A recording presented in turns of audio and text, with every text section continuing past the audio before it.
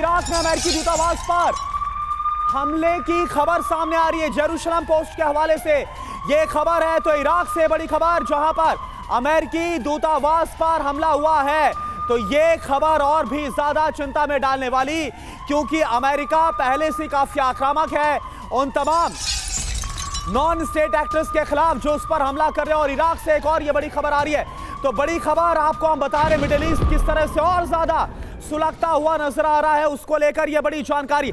मनीष झा इस वक्त हमारे साथ है। मनीष, ये साफ नजर आ रहा है कि हालात और ज्यादा गंभीर और ज्यादा विस्फोटक होने वाले हैं, क्योंकि यह भी जानकारी कि इराक में जो अमेरिकी दूतावास है उस पर हमले की खबर आ रही है। जी हाँ, बिल्कुल। देखिए, सबसे बड़ी बात यह है कि आज कुछ घंटे के दरमियान जिस तरह के हालात बन रहे हैं और जिसे लेकर खुद अमेरिकी राष्ट्रपति जो बाइडेन ने भी इस बात को माना है कि इससे सीधे सीधे 50 देश इफेक्ट हो रहे थे। तो जो बात हम और आप कह रहे थे कि हमारे आपके घर तक भी इफेक्ट हो रहा था कि हूती विद्रोहियों ने पहले 27 अटैक किए और इंटरनेशनल कमर्शियल शिप के ऊपर में, और ये 50 देश इससे प्रभावित हो रहे थे। 20 देशों के जो शिप थे उन पर अटैक किया गया था, और इसीलिए जब अमेरिका ने ये फैसला किया तो बदले की कार्रवाई की सूचना हो रही है कि अमेरिकी दूतावास पर भी अटैक किए गए हैं। तो अब ये लड़ाई जो अब तक इजराइल के नाम पर था, अब तक जो मिडिल ईस्ट में कहा जा रहा था कि इजराइल अमेरिका का प्रॉक्सी है, हम उसके खिलाफ लड़ रहे हैं, अब ये सीधे सीधे लड़ाई अमेरिका बनाम मिडिल ईस्ट के उन देशों और संगठनों के साथ शुरू हो गई है जो कि ईरान के अगुवाई में लड़ी जा रही है। और इसीलिए आप देखिए कि जब अमेरिका की तरफ से हमले का आदेश दिया गया तो खुद राष्ट्रपति जो बाइडेन ने ये हमले का आदेश दिया।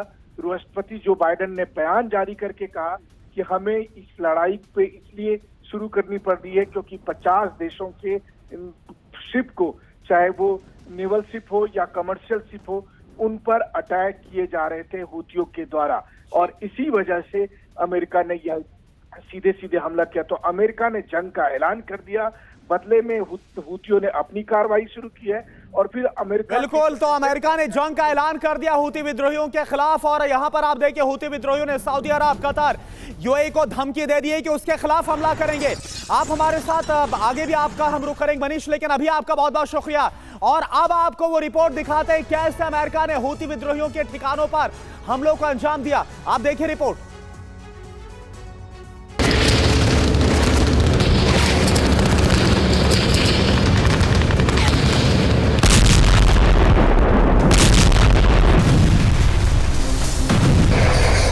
जंग का सबसे बड़ा अखाड़ा बनने जा रहा है लाल सागर। हूती के हमलों से लाल सागर लाल हो चुका है।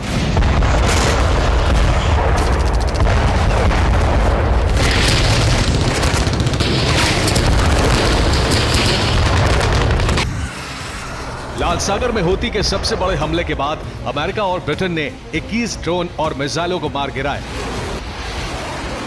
लेकिन हूती के बढ़ते हमलों से दोनों देशों की टेंशन सबसे ज्यादा बढ़ गई है। अमेरिका ने लाल सागर में हूती के हमलों को अब तक का सबसे बड़ा हमला बताया।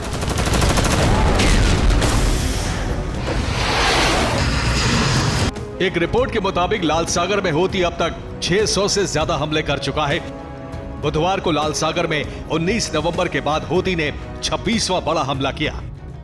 हूती ने ड्रोन के अलावा बैलिस्टिक और एंटी शिप मिसाइलें भी दागी थी।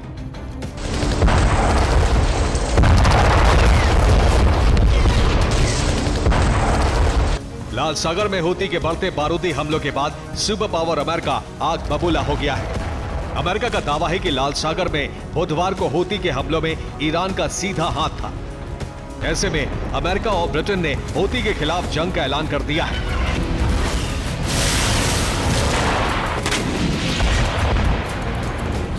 अमेरिकी विदेश मंत्री एंटनी ब्लिंकन ने बहरीन में मीडिया के सामने ऐलान किया कि अगर लाल सागर में हूती के हमले जारी रहे तो इसके गंभीर नतीजे भुगतने होंगे।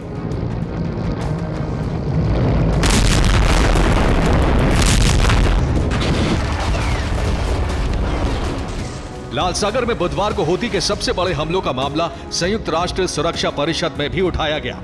संयुक्त राष्ट्र सुरक्षा परिषद ने हूती के हमलों को तुरंत रोकने की मांग की। हालांकि यूएन के इस प्रस्ताव को हूती ने अमेरिका की राजनीतिक चाल बताया। अमेरिका की तरह 20 देश और भी हूती पर जल्द से जल्द लगाम लगाना चाहते हैं। हूती को जवाब देने के लिए अमेरिका और ब्रिटेन ने लाल सागर में वॉरशिप तैनात कर दिए। ब्रिटिश रक्षा मंत्री ग्रांट शॉप्स ने भी ऐलान कर दिया कि यमन से लेकर लाल सागर तक हूती के खिलाफ अभियान छेड़ा जाएगा। मतलब साफ है कि लाल सागर में सबसे बड़ी जंग छिड़ने जा रही है। उधर ईरान इस बीच बड़ा शक्ति प्रदर्शन कर रहा है। ईरान बैलिस्टिक मिसाइलों के साथ वॉर ड्रिल कर रहा है।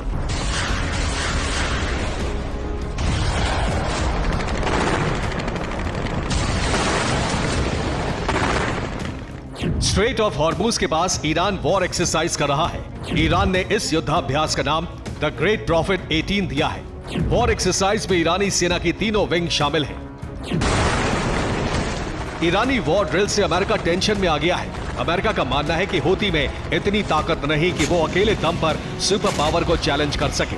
अमेरिका का कहना है कि हूती के पीछे ईरान का समर्थन है, जो हूती को न सिर्फ हथियार दे रहा है बल्कि लाल सागर में हमलों के लिए रणनीति भी बना रहा है। ऐसे में अमेरिका की अगुवाई वाले टास्क फोर्स ने हूती के विनाश के लिए बेहद विध्वंसक रणनीति तैयार की है। हूती की ड्रोन साइट की पहचान कर ली गई है। फाइटर जेट को अलर्ट मोड पर रखा गया है। ब्रिटेन ने क्रूज मिसाइल से लैस RAF टाइफून को तैयार रखा है। वहीं यमन में मौजूद ब्रिटेन के जासूस लगातार खुफिया जानकारी भेज रहे हैं। ब्रिटेन की रॉयल नेवी का टाइप 45 HMS डायमंड भी अटैक के लिए तैयार है। इसके अलावा बाबल मंडप के पास जिबूती अमेरिकी बेस को अलर्ट मोड पर रखा गया है, जिससे बाबल मंडप स्ट्रेट में हूती के लड़ाकों पर नजर रखी जा सके। जाहिर है टास्क फोर्स और पश्चिमी देशों के आक्रामक होने के बाद ईरान का गुस्सा भी बढ़ेगा और लाल सागर में बड़ी जंग छिड़ सकती है। Bureau report TV9 Bharatvarsh.